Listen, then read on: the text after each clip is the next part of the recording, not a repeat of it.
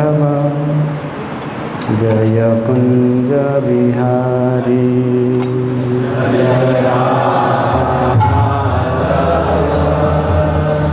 जय कुंज बिहारी जय राधा माधव जय कुंज बिहारी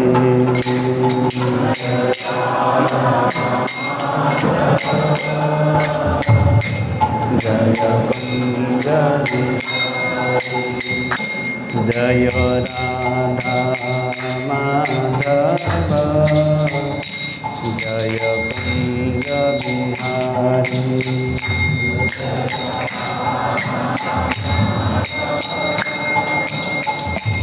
जय कुंज बिहारी जय गोपी जन वल्लभ गिरिवरधारी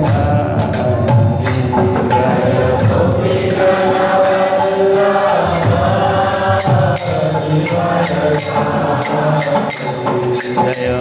गोपी जन वल्लभ गिरिवरधारी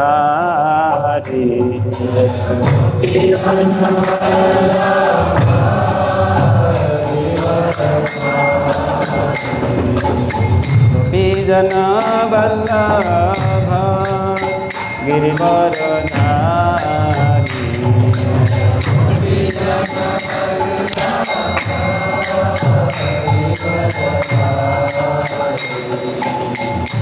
यशोदानंदन व्रज जनरंजन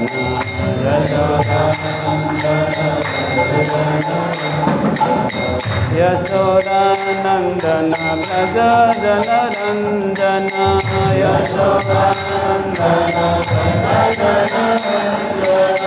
यशोदानंदन व्रज जनरंजन यशोदानंदन यमुना तीर वनचारी यमुना तीर यमुना तीर वनचारी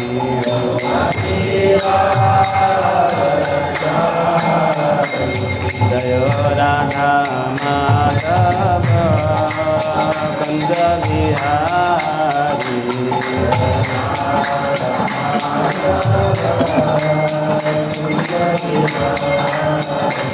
जय गोपी जन वल्लभ गिरिवरधारी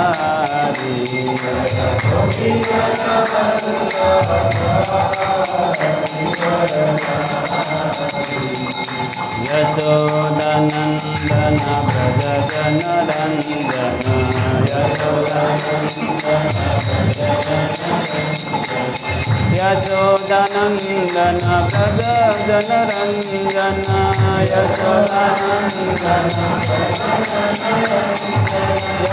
यशोदानंदन व्रज जनरंजन यशोदानंदन यमुना तीर वनचारी यमुना तीर यमुना तीर वनचारी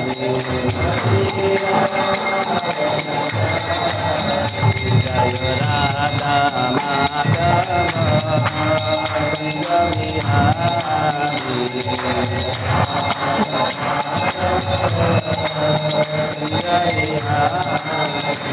Hare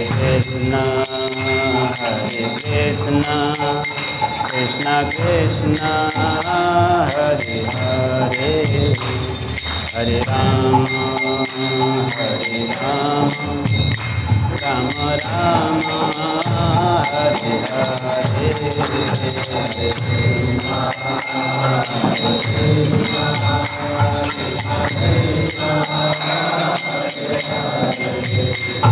Hare Ram Ram Ram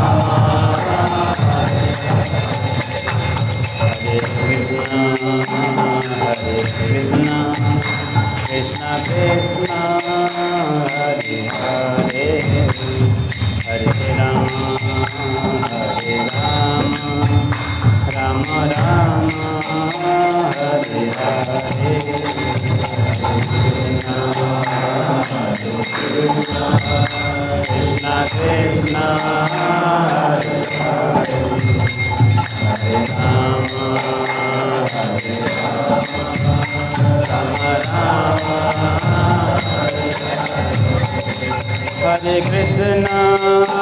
Krishna Krishna Hare Hare Hare Rama Hare Rama Rama Hare Krishna Krishna Krishna Hare Hare Hare Rama Hare Rama Rama Rama Hare Hare Hare Krishna Krishna Krishna Hare Hare सब लोग बोले हरे रामा हरे रामा रामा हरे कृष्णा हरे Krishna Krishna Krishna Hare Hare Hare Ram Ram Ram Hare Hare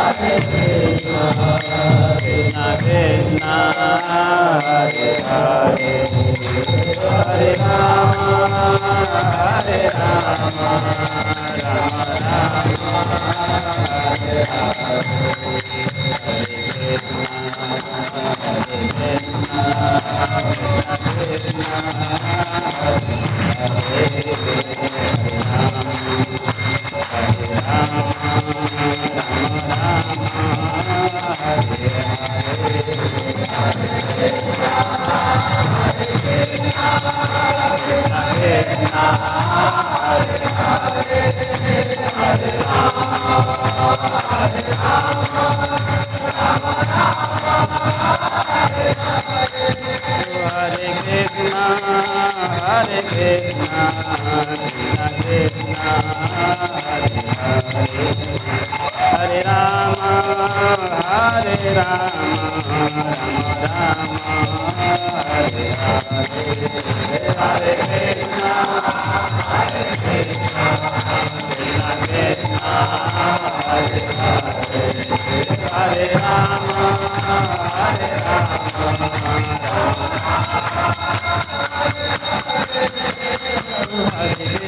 Hare Krishna Krishna Krishna Hare Hare Hare Ram Ram Ram Hare Hare Hare Krishna Hare Krishna Hare Ram Hare Krishna Krishna Krishna Hare Hare Hare Ram Ram Ram Hare Hare Hare Krishna Hare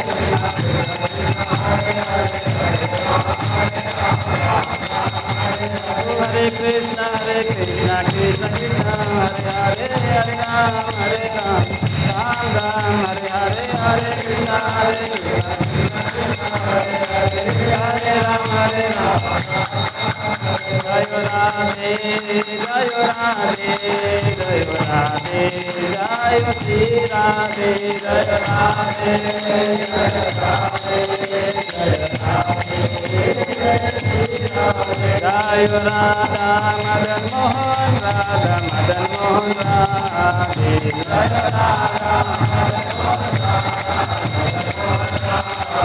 Jayo Sita Ram Lakshman Bhakta Hanuman Sita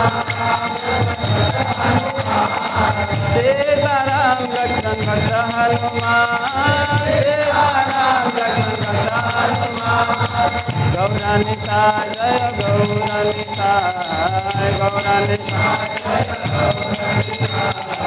Gauranita Jaya Gauranita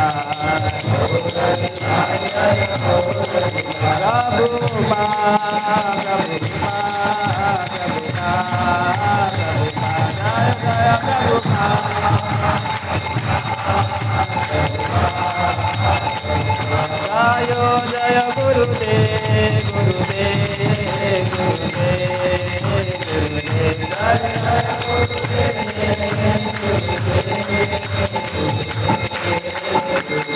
जय गौर हरि बोल हरि बोल हरि बोल जय गौर हरि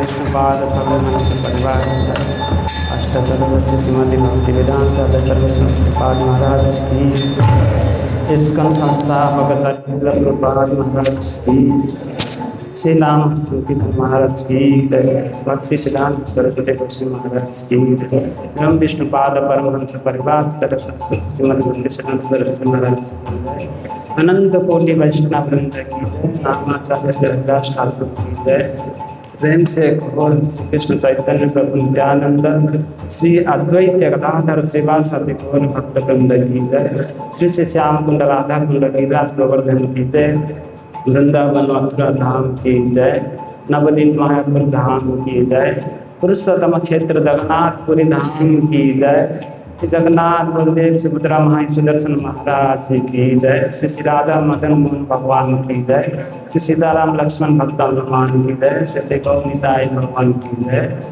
गंगा माई जमुना माई की जय, भक्ति देवी तुलसी महारानी की जय, युग धर्म हरिनाम संकीर्तन की जय, हरे कृष्ण महामंत्र की जय, समय वेद गौर भक्त वृंद की जय, निताय निताय निताय निताय गौर प्रेमानंदे प्रभुपाद की जय। तो अब सभी को बोलते ना, अभी एक कौन सा चले, आज झूलन यात्रा है ना, कल झूलन यात्रा और रविवार इक्कीस कक्षा में सबको स्वागत है। हालांकि मेरा योग्यता नहीं है बोल पाना, लेकिन एक सेवा दिया है हमारा शिक्षा गुरु और गौरांग कांग्रेगेशन का तरफ से एक सेवा मिला है, तो सेवा को मैं बोलते ना कि आप लोग का छोड़ दो, लेकिन मेरा ही बोलने से मेरा शुद्धिकरण हो जाए, तो प्रयास करूँगा। जो गुरु महाराज से सुना है, जो गुरु महाराज से शिक्षा है, वही आप लोग शिक्षा से करेगा। तो प्रभु जी जो भी बताए, मेरे को बहुत दिन पहले बताया कि प्रभु जी आपको बताना है कुछ, तो तपस्या करना पड़ेगा। तो बोले तपस्या ही, तो फिर तपस्या का ही सोच लेते हैं। दो टॉपिक लिया था, एक था जो हम भक्ति कर रहे हैं ना, भक्ति कर रहे, तो भक्त का सबसे बड़ा दुख क्या है, वो मैंने टॉपिक लिया था। बाद में देखा कि झूलन यात्रा भी है, एकादशी भी है, तो टॉपिक चेंज कर दिया। फिर क्या कर दिया, तो तपस्या का माध्यम से भगवान को हम कैसा प्राप्त कर सकते हैं, फिर टॉपिक लिया। तो सुबह सुबह आप लोग ने मंदिर, कोई 6 बजे निकला, कोई 5 बजे निकले, कोई 8 बजे निकला, कोई 10 बजे, है कि नहीं? तो कोई ट्रेन से आया, कोई बस से, कोई ऑटो से, कोई चल के, कोई साइकिल से आया। तो भगवान के पास जाने के लिए एक ही रास्ता है, वो है तपस्या। तो आप लोग मदन मोहन के पास आए कि नहीं? कितना लोग दर्शन किया मदन मोहन का? तो इसका मतलब आप लोग तपस्या कर दिया है। अभी क्लास खत्म कर देते हैं, क्योंकि आप लोग का मेन उद्देश्य जो था तपस्या करना। और तपस्या किस लिए करते हैं? भगवान को प्राप्त करना। तो भगवान को देख लिया, तपस्या खत्म, 1 बजे प्रसाद होएगा, क्लास बंद करेंगे, खत्म। लेकिन हमें जानना चाहिए कि कुछ प्रूफ है क्या? हमने तो पाया, हमने तो दर्शन किया, मदन मोहन को दर्शन किया, तपस्या कर लिया, लेकिन कुछ प्रूफ है?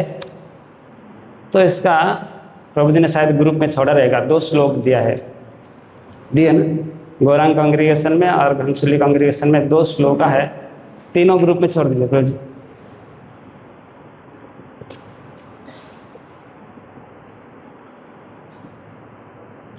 आया सबके पास श्लोक आया रहेगा।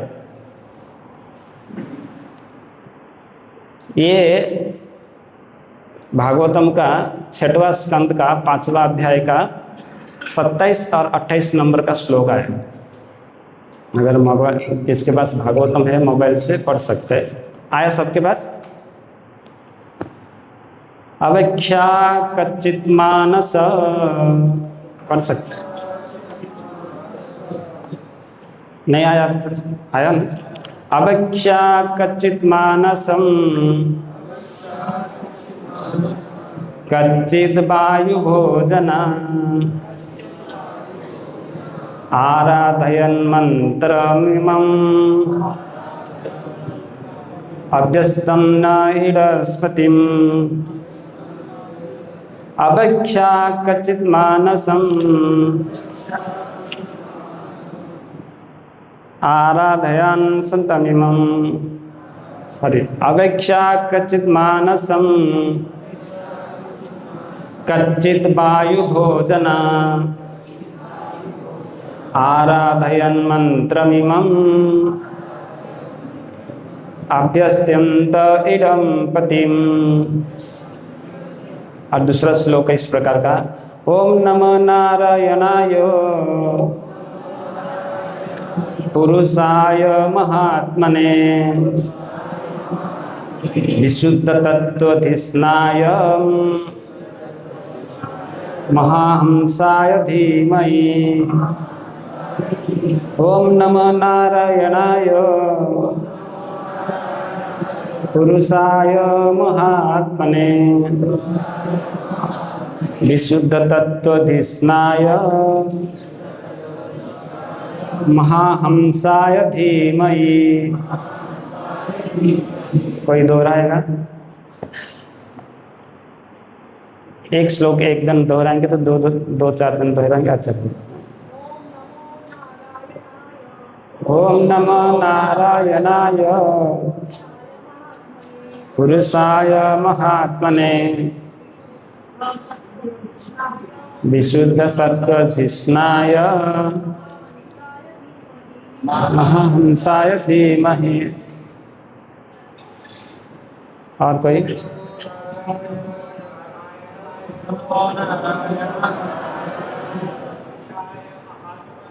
पुरुषाय महात्मने विशुद्ध सत्वधिष्णाय महाहंसाय धीमहि। और 27 नंबर कौन पढ़ेगा? शॉर्टकट मारेंगे तो किधर चलेगा? अभक्षाय कच्चित् मानसं यत्किञ्चित् वायुभोजना आराधयन् मन्त्रमिमम् अभ्यस्यन्त इदं पतिम्। और कोई?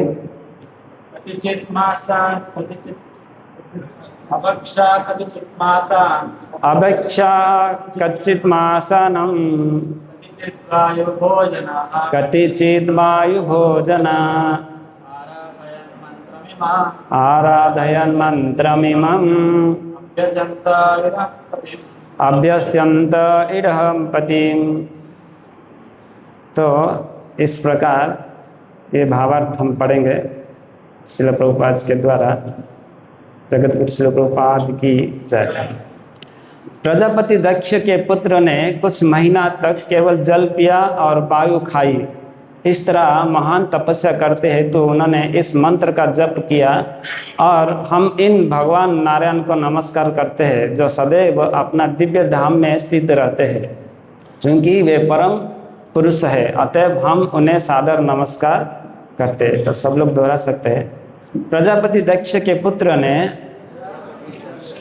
कुछ महीने तक केवल जल पिया और वायु खाई। इस तरह महान तपस्या करते हुए उन्होंने इस मंत्र का जाप किया। हम उन भगवान नारायण को नमस्कार करते हैं जो सदैव अपने दिव्य धाम में स्थित रहते हैं। क्योंकि परम पुरुष परमहंस है, अतएव हम उन्हें सादर नमस्कार करते हैं। ओम ज्ञानतिमिरान्धस्य ज्ञानाञ्जनशलाकया चक्षुरुन्मीलितं येन तस्मै श्रीगुरुवे नमः। श्रीचैतन्यमनभीष्टं स्थापितं येन भूतले स्वयं रूपं कदा मह्यं ददाति सपदान्तिकम्। वंदेहम श्री गुरु श्रीयुता श्री गुरु श्री गुरुन् वैष्णवान् सह श्री रूपम सागर जातम सहगण रघुनाथ नितम दम सजीवम साद्वैतम सावधूतम परिजन सतम कृष्ण चैतन्य देवम श्री राधा कृष्ण पादान सहगण ललिता श्री विशाखान्वितं सह नमो ओम विष्णुपादाय कृष्ण पृष्ठाय भूतले श्रीमते भक्ति वेदांत स्वामिने इति नामिने नमस्ते सारस्वते देवे गौरवाणी प्रचारिणे निर्विशेष शून्यवादी पाश्चात्य देशतारिणे नमो भक्ति सुखाय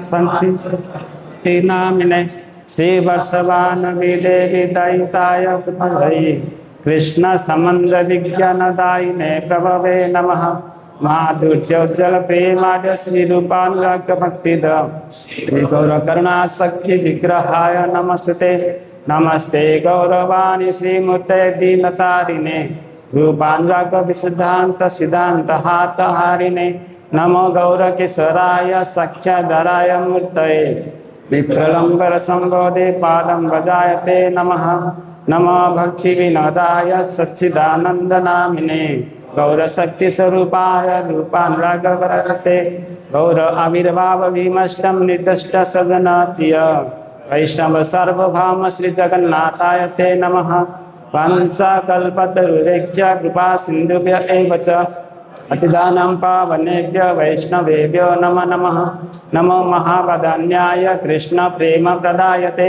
कृष्णाय कृष्ण चैतन्य नामने गौरते से नमः कृष्ण भक्त रूप स्वरूपकं भक्तावतारं भक्ताख्यं नमामि सत्यं हे कृष्णा करुणा सिंधु दीन बंधु जगतपते गोपेश गोपिका कांत राधा कांत तत्श्रुतपंग मम मंदरमतिर्गति मत्सर्वस्व पदाम्बोज राधा मदन मोहन दिव्य बृंदरण्य कल्पद्रुमदः श्रीमद् रत्नागर श्यामसनस्तो श्रीमान राधा शीलो गोविंद देवः प्रेष्टल्यभि सभ्यमानि स्मरामि श्रीमान रासरसारंभि वंशी वटतटस्थित कर्षेण वेणुसुनर गोपी गोपीनाथाय ते नमः तप्त कांचन गौरांगी राधे वृंदावनेश्वरी वृषभानुसुते देवी प्रणमामि हरिप्रिये जय श्री कृष्ण चैतन्य प्रभु नित्यानंद श्री अद्वैत गदाधर शिवासादि गौर भक्तवृंद हरे कृष्णा कृष्णा कृष्णा हरे हरे हरे राम राम राम हरे हरे नमो ओम विष्णुपादाय कृष्ण पृष्ठाय भूतले श्रीमदे गोपाल कृष्ण गोस्वामी इति नाम्ने श्री प्रभुपादस्य साहित्यं यः प्रकाशवितिरच प्रचारण कीर्तिवान् साधु भगवत्पदाय ते नमः। हरे कृष्ण। तो इस श्लोक में जब आप भागवतम पढ़ते हैं, क्योंकि आज स्पेशल दिन है, आज क्या है, झूलन यात्रा है, तो भगवान राधा कृष्ण के पास पहुंचने के लिए सबसे पहला हमको क्या करना पड़ेगा, तपस्या करना पड़ेगा। बिना तपस्या के राधा कृष्ण नहीं मिल पाएंगे। तो शाम को जब आप दिन भर तपस्या करेंगे तब जाके शाम को राधा रानी का झूलन झुला सकते हो। और स्पेशल आज यह भी है, आज एकादशी भी है, तो एकादशी में तपस्या करना जरूरी है। तो तपस्या का अर्थ यह है जो शरीर को तापना यानी तपाना। तो तपाएंगे कैसा, गैस के ऊपर जाके बैठेंगे नहीं, शरीर को तपस्या यानी जो उपवास, उपवास बोलेगा तो उप यानी नजदीक, पास बोलेगा तो रहना, उसको बोलते उपवास। तो उपवास किस लिए करना है ना, स्पेशली भगवान के लिए। तो भगवान के निकट जाना है, तो भगवान के पास जाना है, भगवान के पास सन्निग्ध रहना है, तो हमको उपवास का जरूरी है। तो यहाँ पे दक्ष जो है कि इस अध्याय का नाम है, दक्ष ने नारद मुनि को अभिशाप दिया। क्यों दिया चर्चा करेंगे, और किस लिए दिया वो भी चर्चा करेंगे। तो दक्ष का जब भी ब्रह्मा जी ने, मैं इस श्लोक में आने के लिए 5-10 मिनट बैकग्राउंड बोलूँ ताकि आपको श्लोक में जाने के लिए अच्छा रहेगा। जब ब्रह्मा जी सृष्टि रचना किया तो देखा तो एक एक जन को ये दे दिया, क्या बोलते हैं, एक मैनेजमेंट का ग्रुप दे दिया कि आप ये संभालो, ये संभालो, ये संभालो। तो जब नंबर दक्ष का आया तो उससे पहले ब्रह्मा जी ने शंकर जी को भी बोला, जाके आप क्या करो, सृष्टि रचना करो। तो शंकर जी सृष्टि रचना किया तो कौन कौन आएगा, भूत, पिचासी, डायन, वो सभी सृष्टि हुआ। हाँ, सर्प, बिच्छू, कीड़ा मकोड़ा, वही सब सृष्टि किया शंकर जी ने। ब्रह्मा जी बोले भाई ये तुम्हारा सृष्टि कुछ काम का नहीं है। तो फिर उन्होंने क्या किया, भगवान से प्रार्थना किया कि अभी मुझे सृष्टि रचना के लिए दे दिया संभालने के लिए, पर ऐसा अगर संतान आएगा शंकर जी से तो सृष्टि कैसे चलेगा, बैलेंस नहीं होएगा। तब फिर भगवान ने क्या किया, उनको एक कन्या यानी स्त्री का एक दिया उन्होंने। तो उन्होंने बोले कि इनके साथ में आप क्या करो, विवाह करके सृष्टि का रचना करो। तो जब उन्होंने देखा पूरा पहले ही समय, जब विवाह के बाद दक्ष और वो जो नाम है स्त्री का, तो उन्होंने जैसा पहले 10,000 संतान उन्होंने उत्पन्न किया। कितना? 10,000। लेकिन आजकल ज़माना में 2, 4, 5 में ही सब लोग का हालत खराब होता। लेकिन वो दिव्य था, वो क्या था, उस परिस्थिति में दिव्य था। और भगवान का एक आशीर्वाद था कि आपको संतान उत्पन्न के लिए मैं शक्ति दे रहा हूँ, ताकि आपका एक साथ 10,000 शिष्य संतान उत्पन्न हो सकता है।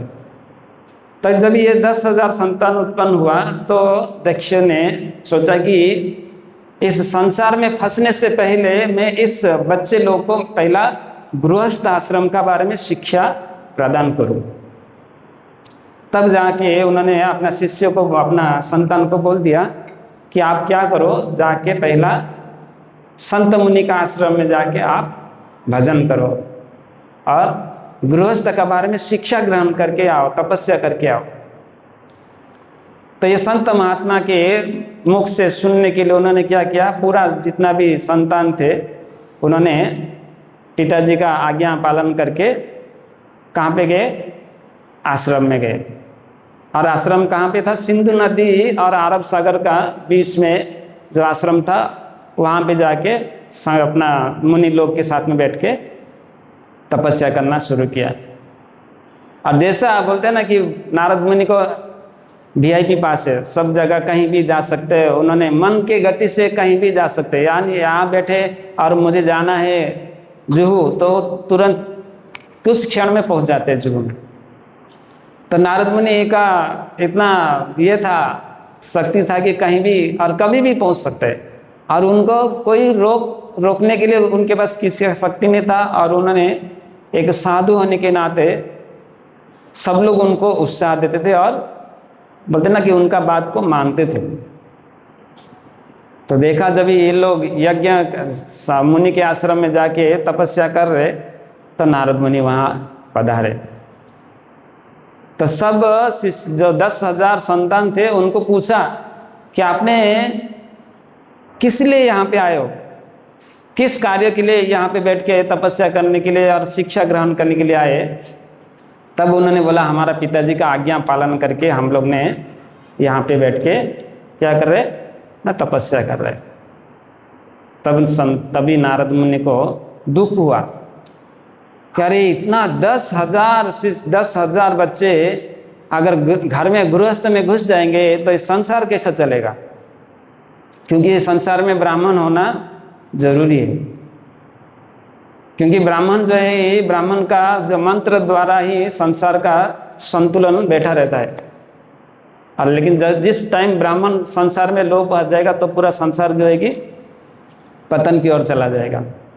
तो उन्होंने सोचा कि भाई इनको अभी क्या करना पड़ेगा, एक ही साथ में ब्राह्मण बनाना पड़ेगा। तो उन्होंने क्या किया, उनको प्रचार करना शुरू किया। तो सन्यासी होने के नाते उन्होंने बताया कि अगर आध्यात्मिक अगर शिक्षा पाना है तो आपको क्या करना पड़ेगा कि भगवान हरि का गुणगान करना पड़ेगा। तो यहाँ पे नारद मुनि एक प्रमुख एक्सपर्ट टीचर होने के नाते, गुरु होने के नाते उन्होंने क्या किया, उस संतान को, उस बच्चे लोग को शिक्षा दिया। इसलिए भागवतम का 5वां स्कंद में वर्णन आता है, अगर कोई गुरु बनने को दावा करता है तो उसका एक्चुअली कर्तव्य होना चाहिए उसका शिष्य को भगवान के पास पहुंचाए। गुरु न सस्यात शिष्य न सस्यात स्वजने न सस्यात, यानी जो माता पिता है अगर पुत्र को जन्म दिया है तो उनका प्रमुख कर्तव्य है कि पुत्र को भगवान के पास पहुंचाना चाहिए, नहीं तो माता पिता होने का लायक नहीं है, गुरु होने का लायक नहीं है, माता पिता होने का लायक नहीं है, और बंधु होने का लायक नहीं है जब तक अपना स्वजन अपना मित्र को भगवान के पास पहुंचाए। इसलिए रूप गोस्वामी पाद ने पहला ही श्लोक में बता रहे कि जो गुरु होने का दावा करते हैं, जो गुरु होने के लिए बोलते कि मैं गुरु हूं, तो उनके पास 6 बैगों को रहना चाहिए। कौन सा है 6 बैग? हमारा तो उपदेश समृद्ध खत्म हो गया। कौन सा है? वाचो वेगम मनस क्रोधा वेगम जीवा वेगम मुद्रा उपस्थ वेगम एतान वेगम स विच्यत धीर सर्वमिपम पृथ्वी शिष्य। ये 6 वेग को जो जिसने कंट्रोल किया वो संसार में गुरु बन सकता है, और संसार भर को शिष्य बनाने के लिए उसके पास ताकत रहता है। तो नारद मुनि के पास ये गुण पूरा पहले से भरा था। नारद मुनि के पास इतना जो गुण है वो पहले से भर के था, क्योंकि उन्होंने गया जन्म में बहुत संत का क्या किया था? सेवा किया था। तो देखा कि उन्होंने इस 10,000 शिष्यों को क्या करूं, पहला ब्राह्मण बना।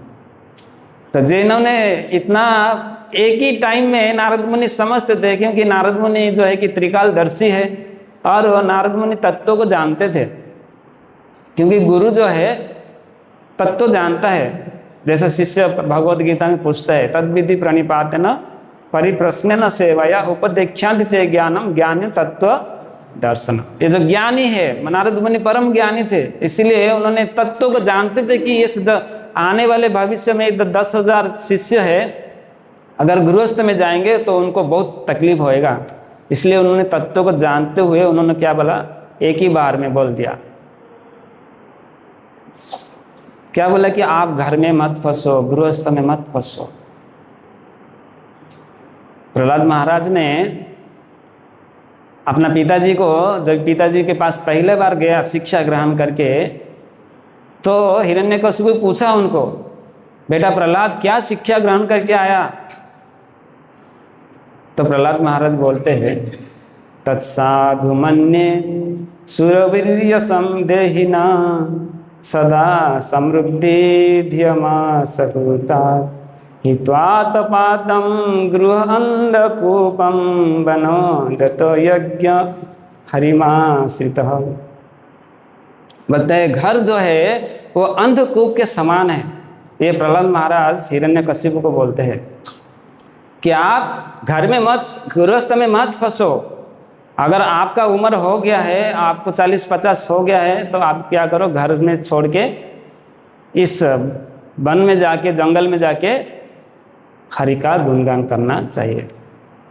तो हिरण्यकशिपु गुस्सा में बोलते, क्या बोलते, कहाँ से सीखा तू? इतना छोटा सा बालक मुझे आके आध्यात्मिक ज्ञान देता है, बुलाओ तुम्हारा गुरु को।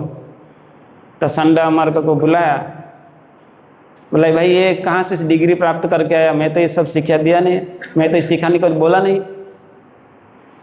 आप लोग ने इनको, बच्चे को, प्रहलाद को, छोटा बच्चे को क्या शिक्षा दे रहे हो?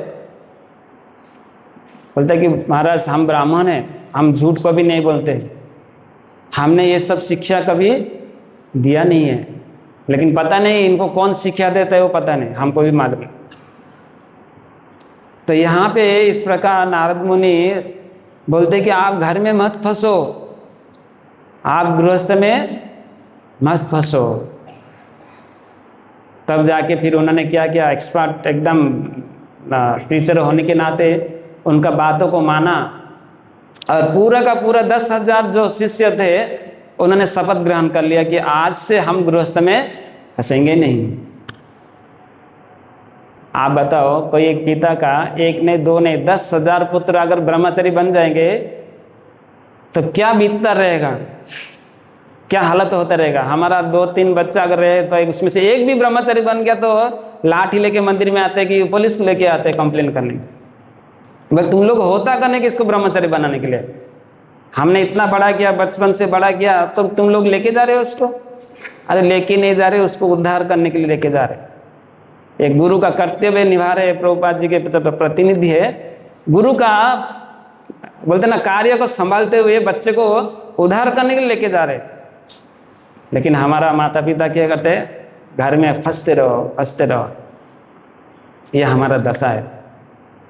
इसलिए प्रभुपाद जी ने सोचा भाई ये लोग तो जाएंगे नहीं जंगल में, कलयुग इतना खराब है, ये लोग तो जंगल में जाएंगे नहीं, और जंगल में जाएंगे तो भी क्या करेंगे, जाके वहाँ बिल्डिंग बांधेंगे। इससे अच्छा मैं क्या करता हूँ, उनका घर में घुस के मंदिर बना के उनको ही बुलाता हूँ प्रचार करो।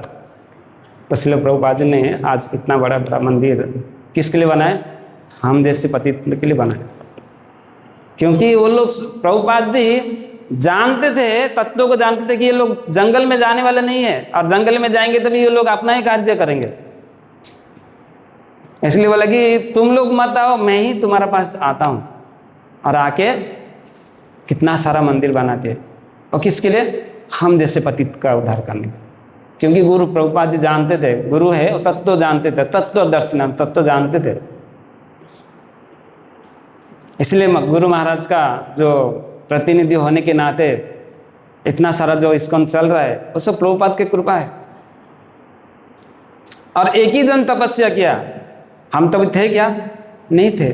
एक ही जन तपस्या किया, श्रील प्रभुपाद जी ने बिना खाए हुए बिना सोए हुए, और उनका आशीर्वाद से आज करोड़ों लोग हरिनाम जप कर रहे हैं। ये कोई साधारण बात नहीं है, लेकिन तपस्या है। इसलिए चैतन्य महाप्रभु बोलते हैं कि आप कहीं भी रहो, चाहे घर में रहो, और चाहे आप बोलते ना गृह थाको बने थाको सदा हरि भोले लाखो। आप गृह में रहो या जंगल में रहो, कहीं भी रहो, लेकिन हमारा मुख से हरिनाम निकलना चाहिए। लेकिन हम तो गृहस्थ है, हम तो दावा करते हैं कि हम गृहस्थ है, लेकिन गृहस्थ का एक्चुअली कार्य हम कर रहे हैं क्या, नहीं कर रहे। गृहस्थ उसको बोला जाता है जो निरंतर भगवान के सेवा में लगे रहे। जैसा कि आप भागवतम में पढ़ते हैं 9th कैंटो में, अमरीश महाराज का कथा सुनते हैं हम लोग। अमरीश महाराज अपना पूरा जीवन को, पूरा शरीर को पूरा भगवान का सेवा में लगा दिया, और हमारे आचार्य लोग भी ऐसा ही है। भक्ति विनोद ठाकुर भजन में गाते हैं, मानस देह गेह जो किछु मांग अर्पिलो तुआ पादे नंद किशोर। यानी मेरा जो भी कुछ है, मानस मन देह गेह, यानी जितना भी मेरा रिलेटिव है सब मैं आपको अर्पित कर दिया। अर्पिलु तुआ पदे नंद किशोर, हे नंद महाराज के पुत्र, मैं आपको मेरा सब कुछ समर्पित कर दिया। तो यहाँ पे बोलते हैं कि नारद मुनि जैसा बच्चे लोग को उद्धार करने के लिए संकल्प लिया, और बच्चे लोग ने 10,000 पूरा बच्चे प्रतिज्ञा कर लिया कि आज से हम घर नहीं जाएंगे, ब्रह्मचारी बनेंगे। तो उसका पिता का क्या हाल होता रहेगा, मारे नहीं। उन्होंने बोले कि फिर से भगवान से प्रार्थना किया कि हे प्रभु मेरे सब बच्चे क्या हो गया, ब्रह्मचारी हो गया। तो भगवान ने उनका प्रार्थना से संतुष्ट होकर फिर से 1000 पुत्र का जन्म लेने के लिए परमिशन दे दिया, ग्रांटेड दे दिया। कितना, 1000 पुत्र। दक्ष का अर्थ है, दक्ष यानी जो काम में एकदम एक्सपर्ट, उसको है दक्ष बोलते हैं। तो दक्ष ने अपना पत्नी से फिर से 1000 पुत्र का उत्पन्न करा है। अभी हम लोग सोचो, उनके सामने अगर हम रहते तो बोलते भाई तेरा पहला 2 भाई चला गया, अभी तू उस जगह पे मत जाना, वही सोच लेंगे ना। लेकिन दक्ष ने क्या किया, बोलते आपको फिर से जाना पड़ेगा, जंगल में जाके तपस्या करना पड़ेगा, क्योंकि गृहस्थ आश्रम सीखने के लिए आपको तपस्या करना जरूरी है। तो उस 1000 बच्चे ने फिर से उसी जगह पे गया जहाँ सिंधु और अरब नद सागर का जो जगह है, वहाँ जाके उन्होंने फिर से तपस्या करना शुरू किया। और तपस्या के साथ साथ में जो हम लोगों ने 28 नंबर का जो श्लोक पढ़ा, ओम नमो नारायण करके, उन्होंने उस मंत्र का जाप किया। तो जैसे ही जाप करने शुरू होता है, फिर से नारद मुनि भी बजाए बिना राधिका रमन गाए, नारद मुनि फिर से पधार गए। तो उन्होंने सोचा कि इस बच्चे लोग ने 1000 जो बच्चे आए थे फिर से, उन्होंने सोचा कि हमने इस अंधकूप में फंसने से अच्छा हमारा जो बड़े भाई जो गए हैं, हाँ, महाजन ये न गतेस्य पंथा, यानी जो महाजन यानी हमारा जो बड़े भाई उस महाजन की स्थिति में पहुंच गए, हमारा भी कर्तव्य है कि हम भी उस रास्ता में जाए। तो नारद मुनि जैसा वो 1000 बच्चे आए, उस 1000 बच्चों ने 10,000 जो भाई पहले चले गए थे, तो उस रास्ता को फिर से उन्होंने स्वीकार किया। बोला अभी हम भी तपस्या करेंगे, और तपस्या के साथ साथ में हम क्या करेंगे, इस मंत्र का उच्चारण करेंगे। कौन सा मंत्र? ओम नमो नारायण करके उन्होंने भजन किया। तो महाप्रभु को पता था, चैतन्य चरितामृत में पता है, लिखा है कृष्णदास कविराज गोस्वामी ने, कि इस संसार में अगर हमको इस संसार से उठना है तो हमको साथ साथ में क्या चाहिए, क्योंकि जब इस त्रेता सत्य द्वापर में जो पद्धति था, उस कलयुग में भी तपस्या के साथ साथ में एक मंत्र जरूरी है। वो है क्या है? हरे कृष्णा कृष्णा कृष्णा हरे हरे, हरे राम राम राम। महाप्रभु को पता था कि इनको मेडिसिन तो दूंगा, लेकिन मेडिसिन के साथ साथ में कुछ रस भी देना पड़ेगा, तो वो है हरि नाम का रस दिया। उनको पता था, उन्होंने भविष्यवाणी में लिख दिया था, पहले से ही लिख दिया था, पृथ्वी से जता छी नगरादि ग्राम सर्वत्र प्रचार होइबे मरो ना। उनको पता था एक ना एक दिन आएगा कि पृथ्वी पूरा संसार में मेरा नाम का प्रचार होएगा, लेकिन करेगा कौन? कोई ना कोई तो चाहिए कैप्टन, वो है जगत गुरु श्रील प्रभुपाद। तो प्रभुपाद की कृपा से इस हरिनाम संकीर्तन में झूम रहे हम लोग। तो यहाँ पे आप बताओ, 10,000 शिष्यों को नारद मुनि ने एक ही बार क्या किया? प्रीचिंग किया। एक ही क्लास में 10,000 शिष्य बना दिए, और शिष्य लोग भी इतना एक्सपर्ट थे, एक ही घंटा सुन के भक्त बन गए। और हम कितना साल से मंदिर आ रहे? कोई 10 साल, कोई 12 साल, कोई 15 साल, कोई 20 साल, रुचि ही नहीं आ रहे हरिनाम में। प्रभु जी माला ही नहीं हो रहा है, कहाँ से होएगा? खाक होएगा कहाँ से? क्योंकि हमारा प्रति श्रद्धा ही नहीं है। नारद मुनि एक ही क्लास में 10,000 प्लस 1,000 शिष्य बना दिए, 2 क्लास में 11,000। और हमारा प्रभु जी ने इतना मेहनत करके रात को बिना सो के PDF बनाते बनाते, इधर मंदिर खिचड़ी खिलाते खिलाते कोई भी नहीं भक्त बन रहा है। तो हमारा कितना दुर्भाग्य है कि हम भक्ति बनने को प्रयास ही नहीं कर रहे। इसलिए रूप गोस्वामी बोलते हैं कि अगर कहीं दुकान में अगर भक्ति मिलता है, कोई अगर बेच रहा है, तो उसको जितना मूल्य देना है दे दो, लेकिन भक्ति खरीद लो। लेकिन कहीं मिलता है क्या?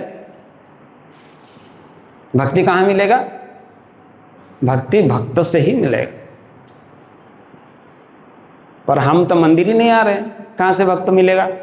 हमको बोलेंगे 4 संडे अटेंड करो, प्रभु जी मेरा ये संडे को तो ये काम है, वो संडे को वो काम है, वो संडे को तो इधर जाना है, वो संडे फिर महीना गया, दूसरा महीना प्रभु जी वो तो मैं भूल ही गया क्या बोले थे आपने, फिर गया आपके।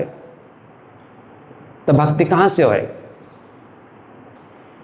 इसलिए हमको मंदिर आना जरूरी है, मंदिर आना, भक्तों के संग करना जरूरी है। और जिस टाइम आपने सोच लिया, घर से निकला कि मुझे मदन मोहन के इधर जाना है, तब से आपका तपस्या का काउंटिंग शुरू हो गया है। सोचेंगे कि मुझे मंदिर जाना है, तो आपने यज्ञ करने का जो फल मिलता है वो उसी वहीं से शुरू हो जाता है। भला ही हमको पता नहीं अरे कौन जाएगा 2-2 ट्रेन चेंज करके, नहीं, वही कलियुग का तपस्या है। जिस प्रकार हम कुछ लक्ष्मी कमाने के लिए इतना लोकल ट्रेन में धक्का खा के मार पीट खा के भी जाते हैं, किसको कुछ बोलते हैं क्या? अरे धक्का क्यों मारा बोलते हैं? भाई धक्का अगर तुम्हें खाना ही नहीं तो फिर स्पेशल गाड़ी करके जाओ, प्लेन से जाओ, लेकिन इधर आना तो धक्का खाना पड़ेगा ही। तो ये कलयुग में हम फंसे तो हमको धक्का खाना ही पड़ेगा कलयुग में। लेकिन भागवतम में सुखदेव गोस्वामी ने इतना सुंदर वर्णन करते, इस कलयुग में इतना फंसने के बाद भी एक रस है। क्या है? एक रस है। वो कौन सा रस है? न कले द्वेषे निधे राजन अस्तिन एक महान गुना कीर्तन देव कीर्तन से मुक्त संग परम रजे।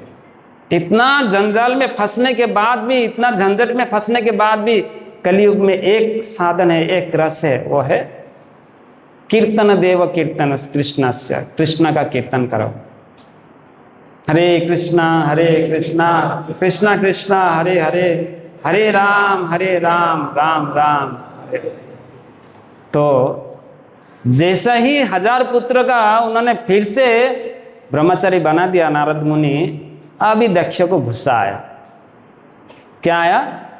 अरे कम से कम 10,000 तो बना दिया, चलो ठीक है, लेकिन इस 1000 संतान तो मुझे देना था, आप उस संतानों को भी आपने क्या किया? ब्रह्मचारी बना दिया।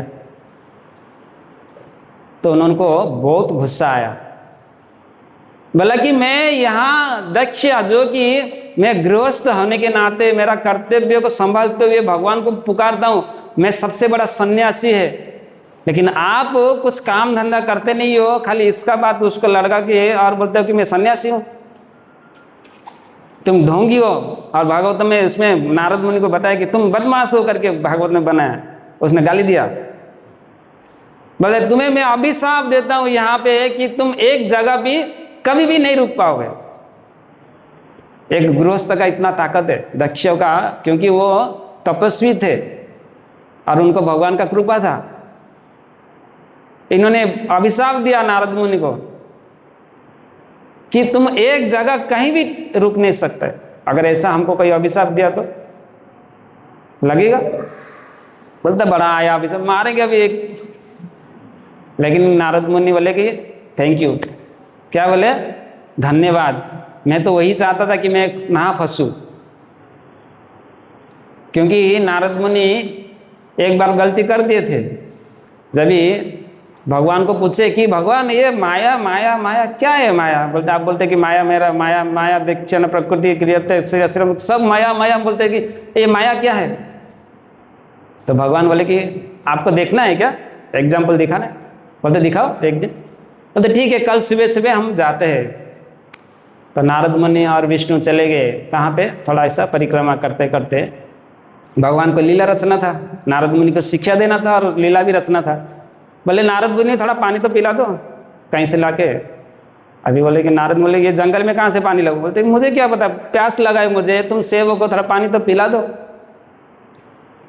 नारद मुनि बोले ठीक है, अभी जाता हूँ, मांगता हूँ किसके बाद।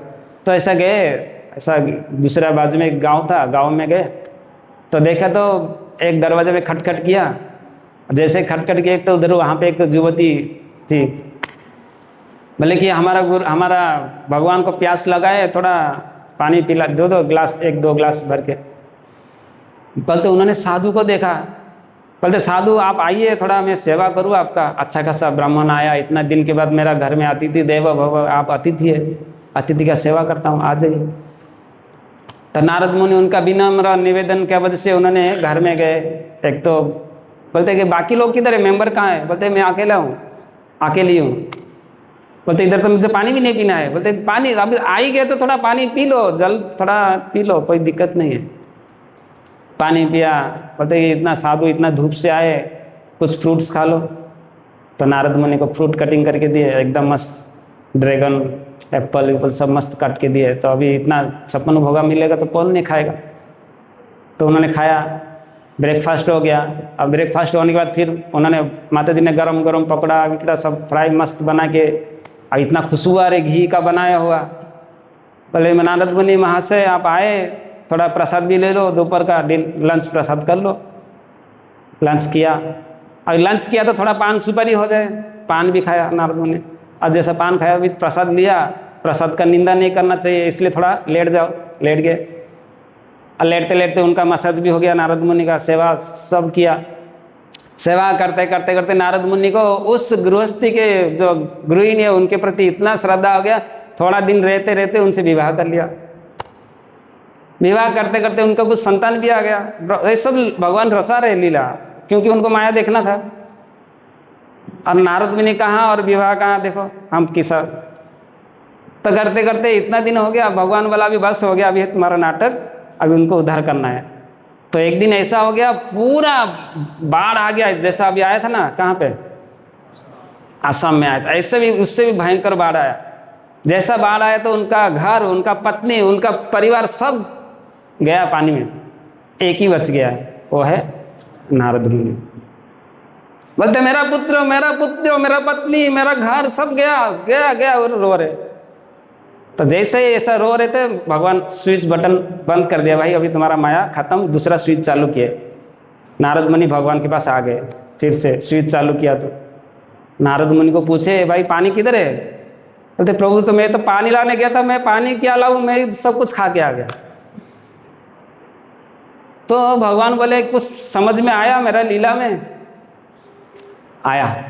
अभी मैं नहीं पूछूंगा कि माया क्या है, अभी मैं कभी नहीं पूछूंगा, क्योंकि ये सब लीला सूत्र आप ही है, आप ही सब कुछ करते हो, मैं नहीं पूछूंगा अभी। तो इसलिए यहाँ पे नारद मुनि बोलते कि माया में मत फंसो। लेकिन जैसा ही दक्ष प्रजापति ने देखा कि इनका 1000 पुत्र फिर से ये हो गया, तो उन्होंने अभिशाप दिया कि एक जगह ठहर नहीं सकते हो। तब नारद मुनि को याद आया कि भगवान से मैंने गलती किया था एक बार, अभी तथास्तु दिया, बोला कि अभी मुझे आपका जो अभिशाप है वो मेरे लिए एक क्या है, आशीर्वाद है। उसी प्रकार चैतन्य चरितामृत में आता है, चैतन्य महाप्रभु के बड़े भाई कौन है? विश्वरूप। तो विश्वरूप को अद्वैत आचार्य ने प्रचार करके जब उनको ब्रह्मचारी बना दिया, गृहस्थ से हटा के ब्रह्मचारी बनाया, तो उनका माता सच्ची माता ने बहुत क्रोधित हुए। बोलते तुम्हारा वजह से मेरा पुत्र सन्यासी होके भाग गया घर छोड़ के, अभी तुम्हें शक्ल में कभी नहीं देखने वाली। और उनको देखते ही, अद्वैत आचार्य को देखते ही सीता सच्ची माता ने थोड़ा दूर भागती थी कि ये आया फिर से मेरा एक बच्चा दूसरा है, उसको भी सन्यासी बना देगा, इसलिए उसको लेके दूर भागते थे। लेकिन महाप्रभु अंतर्यामी होने के नाते वो जानते थे कि सच्ची माता का अभी तक उनका जो क्रोध है अभी तक गया नहीं है। तो भगवान ने जानबूझ के एक लीला रचाया, जहाँ पे संकीर्तन यज्ञ किया। और संकीर्तन यज्ञ में जब ये अद्वैत आचार्य जाके भगवान को प्रणाम करते हैं, तब जाके सच्ची माता उस अद्वैत आचार्य के चरण का जो धूलि है वो लेके मस्तक में लगा देते। तो देखते कि महाप्रभु देख लेते, अरे अरे ये मेरा माता ने क्या किया, अद्वैत आचार्य के चरण को धूलि का स्पर्श किया और प्रणाम किया। तब जाके उन्होंने आशीर्वाद दिया कि अभी कृष्ण भक्ति तुम्हें प्राप्त हो। इसलिए भक्ति विनोद ठाकुर एक भजन गाते, आप एकादशी का स्पेशल भजन है, आप लोग सुनते भी रहेंगे। शुद्ध भक्त चरण रेणु भजन अनुकूल। शुद्ध भक्त का चरण का जो धूलि है अपने जब भी मस्तक में लिया, उनका भजन साधन फिर से शुरू हो गया। तो यहाँ पे भी वही है, नारद मुनि तथास्तु किया, और तथास्तु करने के बाद फिर से उस बच्चे लोग को ब्रह्मचारी बनाया। और ब्रह्मचारी होने के नाते है ना, उन्होंने बोला कि अभी आपको तपस्या करना जरूरी है। भागवतम का 5वां स्कंद में भगवान वृषभदेव का कथा भी आप सुने रहेंगे। वृषभदेव जो भगवान के रूप है, अवतार है, तो उन्होंने भी अपना पुत्र को वही शिक्षा दिया कि हे पुत्र, आप क्या करो इस संसार में, जब भी आपको शरीर मिला है तो आपको एक ही कार्य है, वो तपस्या। नाहम देह देह भाजानुलोके कष्टान कामन हृत भीड़ भुजम ये तपो दिव्यम, हाँ, पुत्र का ये न सत्वम शुद्ध ये न साध ब्रह्म सख्यम तो अनंतम ना हम देह देह भाजानुलोक। जब ये हमको शरीर मिला है, कुत्ता सुअर जैसा हमको इस विष्टा खाने को नहीं मिला है। ना किसी लिए मिला, ना तपो दिव्यम ये न पुत्र के न, यानी जो ये जो शरीर मिला है, हे पुत्र, हे संतान मेरा, ये जो शरीर मिला है उसको क्या करो आप, तपस्या करो, इस शरीर से तपस्या करो। जब तपस्या करेंगे, जब साधन करेंगे, भजन करेंगे, तब जाके हमारा जो अंतिम क्या है, अंत्य नारायण स्मृति, तो हमको प्राप्त होएगा। अगर नहीं करेंगे, हम सोचते हैं कि ये शरीर तो मेरा है, मुझे मिला, मैं मेहनत से कमाया, मेरा माता पिता ने शरीर दिया है ना, माता पिता हमको शरीर दिया, लेकिन माता पिता का एक ही कर्तव्य नहीं है। जैसा भी हम थोड़ा टाइम पहले चर्चा की, माता का जन्म देते ही उसको भगवान को धाम में पहुंचाने के लिए कर्तव्य लेना चाहिए। पर हम क्या सोचते हैं, ये शरीर किसका है, किसका है, हमारा है। लेकिन भक्ति विनोद ठाकुर क्या करते हैं, मानस देह गेह, यानी मेरा देह से, शरीर से जितना भी रिलेटिव है सब आपका है। और पीलू तू आपदे नंद किशोर, हे नंद किशोर मैं आपको समर्पित कर दिया। लेकिन हम सोचते हैं कि मेरा शरीर, तो उनमें और हम में यही अंतर। सनातन गोस्वामी और रूप गोस्वामी एक आप तो भले भांति जानते ही है। तो सनातन गोस्वामी जो हमारा षड गोस्वामी से पहला अष्ट ये है, क्या है, गोस्वामी। तो उन्होंने जब भी महाप्रभु को मिलने के लिए वृंदावन से पुरी जा रहे थे, तो पहला तो ऐसा एरोप्लेन नहीं था या बैलगाड़ी था और चल के था, और उनके पास तो गरीब होने के नाते थे, अरबपति के मालिक के बेटा, लेकिन क्या थे, सब त्याग के भगवान के सेवा में लग गए थे। तो उन्होंने महाप्रभु को जब भी मिलने गए पुरी में, तो देखा तो रास्ता में ऐसा कहीं भी पानी पी लो, कहीं भी स्नान कर लो, कुछ भी खा लो, कुछ भी कर लो, ऐसा करते करते वहाँ से जब यहाँ आए तो पूरी आते आते उनका पूरा शरीर जो है ना पस हो गया था, एकदम ये क्या हो गया था, फोड़ी हो गया था, फोड़ी में पूरा पस भर गया था। तो उन्होंने सोचा कि इस शरीर से अगर मैं महाप्रभु को स्पर्श करूं तो महाप्रभु पूरा गंदे हो जाएंगे, इसलिए मैं इस शरीर को क्या करूंगा, रथ यात्रा के टाइम में जाके रथ के सामने जाके गिर के मर जाऊं, त्याग दूंगा शरीर। तो वो तो चल के गए, तो जैसे चल के गए तो महाप्रभु के जैसा मिला, तो रथ यात्रा आने वाला ही था। और उसका पहला दिन जब भी महाप्रभु से मिले तो महाप्रभु बोले, अरे सनातन, तुम्हें कौन अधिकार दिया कि तुम्हारा जो शरीर है वो तुम्हारा है करके, ये जो शरीर है वो तुम्हारा नहीं है, ये शरीर किसका है, मेरा शरीर है। ममेवांश जीवलोक जीवभूत सनातन, ये मेरा अंश है, मेरा शरीर है, तुम्हारा नहीं है, तुम्हारा अधिकार शरीर के ऊपर है ही नहीं है। तुम क्यों सोचते हो कि तुम्हारा शरीर को नष्ट कर दूंगा। तो इसलिए तभी सनातन गोस्वामी बोलते कि प्रभु मैं तो अंदर अंदर सोच रहा था कि आत्महत्या कर लूंगा, लेकिन भगवान चैतन्य महाप्रभु एक क्या है, अंतर्यामी होने के नाते सबका मन को जानते हैं। तो उन्होंने सनातन गोस्वामी को बोला, इस शरीर तुम्हारा नहीं है, ये शरीर मेरा है, इसलिए तुम्हें इस शरीर को नष्ट करने का अधिकार नहीं है। तब जाके सनातन गोस्वामी पूछते कि इस शरीर को फिर मैं क्या करूं। तभी महाप्रभु ने बोलते कि जाओ तुम वृंदावन फिर से जाओ और मेरा क्या करो, जितना भी लीला स्थलीय भगवान कृष्ण का वो सब स्थापना करो, ढूंढ के निकालो। और फिर महाप्रभु का दर्शन करके आशीर्वाद प्राप्त करके फिर से वृंदावन चले जाते हैं। फिर महाप्रभु जैसे उनको स्पर्श करते तो उनका सब शरीर दिव्य हो जाता है। इसलिए इस शरीर द्वारा भगवान का सेवा करना जरूरी है। तो हम लोग क्या करेंगे इस शरीर से, हमको जो शरीर मिला है हम क्या करेंगे, हमारा क्या कर्तव्य है। हमको भी शरीर दिया भगवान ने, क्या करेंगे। हरे कृष्णा कृष्णा कृष्णा हरे हरे, हरे राम राम राम। लेकिन हम तो सोचते कि ये शरीर मेरा है, इस शरीर से जितना भी सब मेरा ही है। हाँ, लेकिन दक्ष का जो पिता, जो पुत्र थे, 1000 शिष्य, 10,000 शिष्य, उन्होंने इस श्लोक में वही वर्णन है, उन्होंने कुछ भी खाया नहीं, पिया नहीं। भगवान को प्राप्त करने के लिए उन्होंने सिर्फ, बोलते ना, थोड़ा सा जल पिया और जो वायु आता था यानी हवा, ऐसा हवा खाते थे और थोड़ा घास फीस जो मिला घास खा के तपस्या करते थे। लेकिन हमको अभी थोड़ा टाइम के बाद पूरा प्लेट भर के प्रसाद मिलेगा, है ना, वो खाने के बाद भी फिर से 2 घंटे के बाद फिर से हमको भूख लगता। और समझो थोड़ा से भी 2-4 बटाटा का टुकड़ा कम भी पड़ गया तो बोलते अगला टाइम तुझे देखता हूँ मैं, मेरा नंबर, अगला सेवा में मेरा नंबर आएगा, तुम्हें देखता हूँ, तुम्हें भी कम दूंगा मैं। यानी हमारा अपराध शुरू हो जाता है। हमको तो दो पूरा भर भर के मिलने के बाद भी हमारा गुस्सा वहीं पे खत्म हो जाता है कि हमको अभी देखता हूँ तुम्हारा नंबर। यानी मन में ठान लेते कि ये बंदा को टारगेट लेता, हाँ ये बंदा है ना, किसका काउंसलर में है, प्रभु जी का, हाँ ठीक है अगला टाइम दिखते हूँ।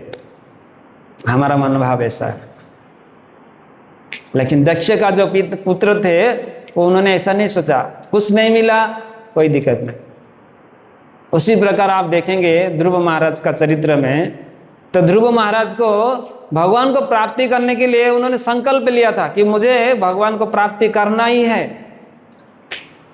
तो उन्होंने क्या किया, 6 महीना के अंदर भगवान को प्राप्ति कर लिया।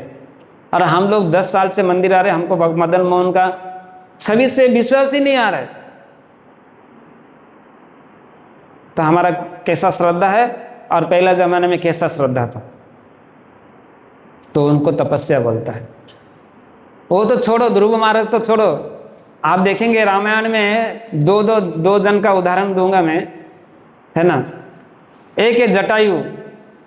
जटायु ने भगवान का सेवा करने के लिए अपना शरीर भी त्याग दिया, है ना। शरीर को पूरा, बोलते कि पूरा शरीर को ही त्याग दिया, जिसका वजह से भगवान इतना, अरे मेरा वजह से तुम अपना शरीर को नष्ट कर दिया। तो उन्होंने अपना पिता का रूप उनको दे दिया कि मैं आप जो है कि मेरा पिता सदृश है। तो उन्होंने जटायु का क्या किया, देह संस्कार किया।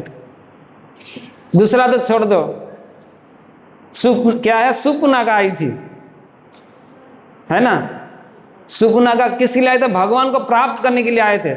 लेकिन इन्होंने भगवान ने उनका नाक को काट के छोड़ दिया, अपना शरीर को भी नष्ट कर दिया उन्होंने भगवान को प्राप्त करने के लिए। और हमको थोड़ा सा भी जन्माष्टमी का सेवा पड़ता है तो हम क्या करते हैं, प्रभु जी 2 हाथ पैर दर्द किया, थोड़ा रेस्ट लेके आता हूँ, थोड़ा 4 घंटा में सेवा करके 2 घंटा रेस्ट मार के आता हूँ। ये कौन सा तपस्या है हमारा, देख लो। अरे इतना सेवा करे, कुछ ना कुछ पनीर का सब्जी तो खिला दो हमको, वो सोचते हैं हमारा। कुछ जूस बीस मिल जाए, प्रभु जी को बोलते हैं अगला टाइम ना शक्कर का जूस रखे या खड़ी शक्कर का जूस हमको मिले, ऐसा हम लोग सोचेंगे कि अगला टाइम होना चाहिए, होना चाहिए पाइजे आता वाला। हमारा तपस्या ये है। जिस भक्तों ने, जिन्होंने भगवान को प्राप्त करने के लिए शरीर को भी त्याग दिया, उसको तपस्या बोलता है। वो तो छोड़ो, सबरी मुनि का पहला जन्म देखेंगे रामायण में, तो उन्होंने देखा कि साधु संत लोग क्या कर रहे, भजन कर रहे, कीर्तन कर रहे। तो उन्होंने पहला जन्म में एक चिपकली का शरीर था। तो उन्होंने देखा कि एक कटोरी में दूध उबाल रहे और एक सर्प जो है कि उधर आके खड़ा है, और उन्हें वो सर्प क्या किया, उनको दूध था, अभी वो गर्म है कि ठंडा है मालूम नहीं था। तो उन्होंने देखा कि वो सर्प ने जाके दूध में पी लिया, दूध थोड़ा पी लिया। तो जिस दूध को सर्प छू लेता है वो क्या होता है, विषाक्त होता है। तो वो चिपकली झाड़ के ऊपर देख रहा था कि ये सर्प ने आके दूध पी लिया, अब ये विषाक्त हो गया, और इस विष को अगर पूरा समाज साधु मुनि पिएंगे तो पूरा एक साथ में सब साधुओं का मरण हो जाएगा। तो उन्होंने क्या किया, जानबूझ के गर्म दूध में छिपकली जो था वो तुरंत उड़ी मार दिया और तैरने लगा। भगवान की कृपा से वो मारा नहीं, तैरने लगा। और उसको कौन देख रहा था, बाकी साधु लोग आके देख रहे थे। बोलता अरे ये छिपकली कितना बदमाश है, हमारा दूध पीने का था, भगवान को ऑफरिंग करने का था, हाँ उसने दूध में जंप मार के दूध को विषाक्त कर दिया, अब ये दूध फेंकना योग्य है। तो सारे का सारा दूध फेंक दिया। लेकिन उनका जो गुरु था तत्व को जानता था, उन्होंने बोले उसने आप लोगों को बचाया है, उसने मारा नहीं, आपको मरते उड़ते बचाया ना। कैसा? तो उन्होंने वीडियो कैमरा चालू किया और देखो उन्होंने कैसा कैसा किया था। उन्होंने बताया कि उस सर्प ने मारने के लिए आया था, दूध पिया जहर का, लेकिन उन्होंने मन भाव से गर्म दूध में उड़ी मारा और उस आप सबको बचाने के लिए, हम सबको बचाने के लिए उन्होंने अपना जीवन को त्याग दिया। तो भगवान उसका भला करे। एक किसने बताया? गुरु ने रिकॉग्नाइज दे दिया कि साधु ने रिकॉग्नाइज किया, भगवान उसका बोलते ना कि आत्मा को ये करे। भगवान ने ऊपर से ऑर्डर दिया तथास्तु। जैसे ही दूसरा जन्म आया सबरी मुनि होके उन्होंने आके साधु सेवा किया, दूसरा जन्म में भगवान को प्राप्त किया। वो है तपस्या। पर हम क्या कर रहे हैं? कुछ भी नहीं कर रहे हैं हम। इसलिए संसार में अगर है तो हमको 3 चीज जरूर करना चाहिए। 3 चीज क्या है? एक तो यज्ञ करना चाहिए, दूसरा दान करना चाहिए और तीसरा है तपस्या करना चाहिए। यज्ञ दान तपस्या, भगवद गीता का श्लोक है, आप पढ़ेंगे तो यज्ञ क्या करेंगे? ब्राह्मण को बुला के, पान खाते हुए ब्राह्मण को बुला के यज्ञ करेंगे या किसी पंडित को बुला के यज्ञ करेंगे? नहीं। सिर्फ कलयुग में एक ही यज्ञ का बताया गया है, प्रमुख माना गया है, वो है नाम यज्ञ। हरे कृष्णा कृष्णा कृष्णा हरे हरे, हरे राम राम राम। कलयुग का मेन यज्ञ वही है। दान क्या करेंगे? दान उसी पात्र को देना चाहिए जो दान लेने के लिए योग्य होना चाहिए। देखेंगे, आप देखते हैं, अब हम लोग भी घर में प्रोग्राम करते हैं तो ब्रह्मचारी जाते हैं या कोई वरिष्ठ भक्त जाके आपका घर में संकीर्तन करते हैं, लेकिन आप जो भी उनको प्रसाद देते हो या कुछ भी देते हो, लक्ष्मी देते हो, वो कर्म उसको लगता है। लेकिन उसका वजह से उस ब्रह्मचारी, उस वरिष्ठ भक्त क्या करते हैं? उससे पहले आपका ऋण मुक्त होके जाता है, क्योंकि आपका घर में वो यज्ञ करके ही जाता है। हरिनाम यज्ञ किया तो आपका घर में जो प्रसाद लेने वाला है, तो पहला उनको पता है कि भाई उनका घर में जाऊंगा तो प्रसाद खाऊंगा और उस प्रसाद में आपका कर्म छुपा है, उस कर्म मुझे लगेगा, इसलिए पहला उन्होंने आपको पहला देता है। पहला जाके कोई प्रसाद खाते हैं क्या आपका घर में? देखा है? नहीं। पहला जाके आपको देता है, उसके बाद उसका प्रतिफल आपको आपसे लेके जाते हैं, खाते हैं बाद में। तो इसलिए ये जो दान उसको देना चाहिए जो आपको उद्धार कर सकता है। और उसके बाद जो तपस्या, जो आप हम चर्चा कर रहे हैं, अगर मनुष्य जीवन मिला है तो ये चीज हमको 3 चीज जरूरी करना चाहिए। लेकिन तपस्या कैसा करोगे? भौतिक इच्छा से, भौतिक इच्छा रखते हुए कैसा? तब हम लोग जब भक्ति रसामृत सिंधु चालू है उसमें बताया गया, अन्य अभिलाषिता शून्य ज्ञान कर्म धनामृतम। अन्य अभिलाषी होके हमको तपस्या करना जरूरी है। अनुकूल्यन कृष्णानु, यानी भगवान के प्रति अनुकूल होके कृष्ण का भजन करना चाहिए। और जो भक्ति प्राप्त करने के लिए सोचते तो इसको हमको इस रास्ता को पकड़ना जरूरी है। हमारा इच्छा होना नहीं चाहिए। इसलिए यहाँ पे ब्रह्मा जी बता रहे हैं कि जो हमको जो शरीर मिला है, ये जो देह शरीर मिला है, आप देखेंगे देह का कैसा है ना, तपस्या करना जरूरी है। उसके बाद हमको जो शरीर मिला, शरीर में एक है सबसे बड़ा खतरनाक है, आप देखेंगे सबसे बड़ा तारे मध्य जीवाति, सबसे बड़ा जीव जो है आपका नरक में भी लेके जाएगा, उस जीव जो है वैकुंठ लेके जाएगा। तो हमको जीभा तार मध्य चक्षुवती नहीं दिया, तार मध्य कर्ण नहीं दिया, तार मध्य जीभा। और क्या है ना, लोभ माया सदुर्मति। उसके बाद ताके देता कठिना संसारे।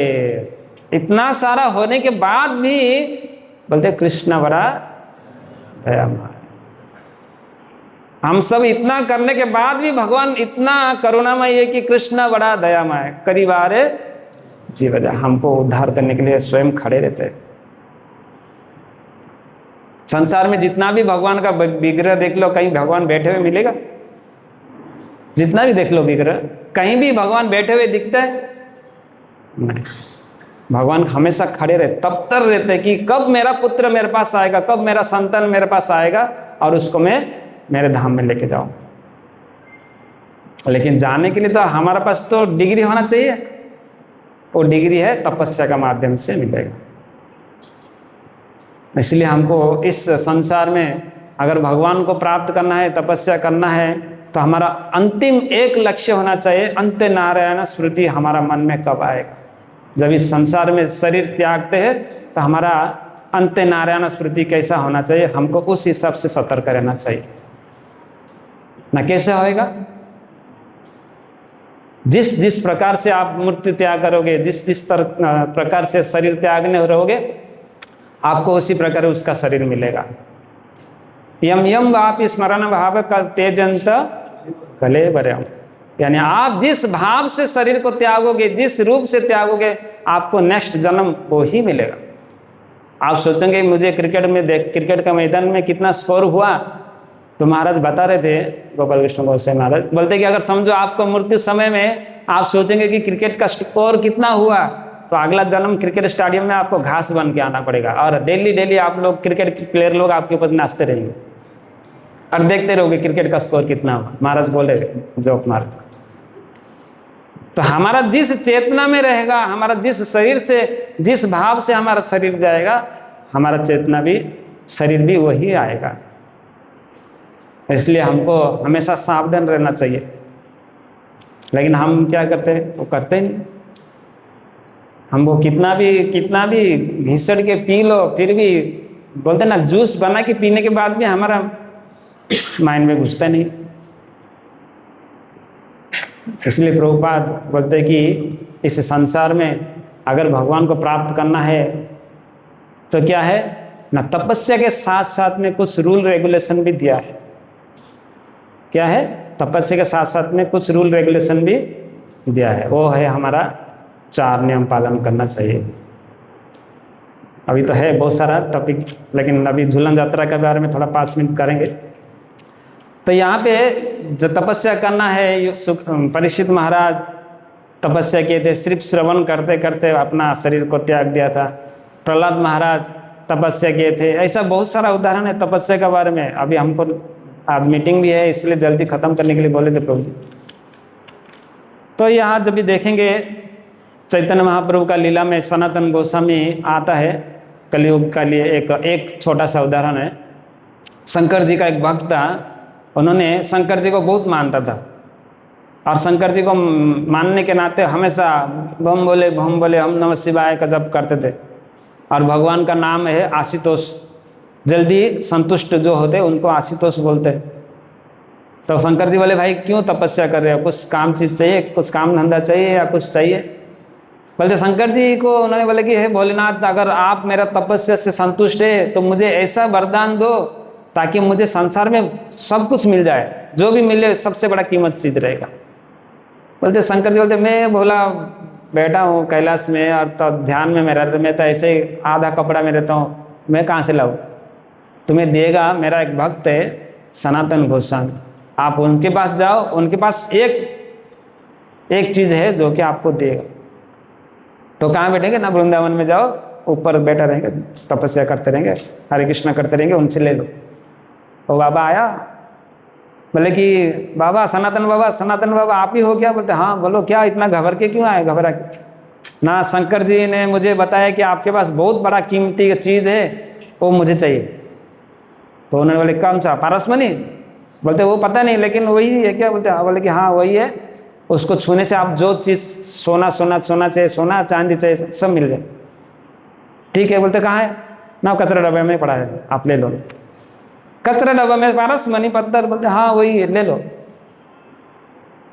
तो व्यक्ति ने आओ सूझबूझ कुछ नहीं सोच के डायरेक्ट पत्थर उठाए और लेके चले गए।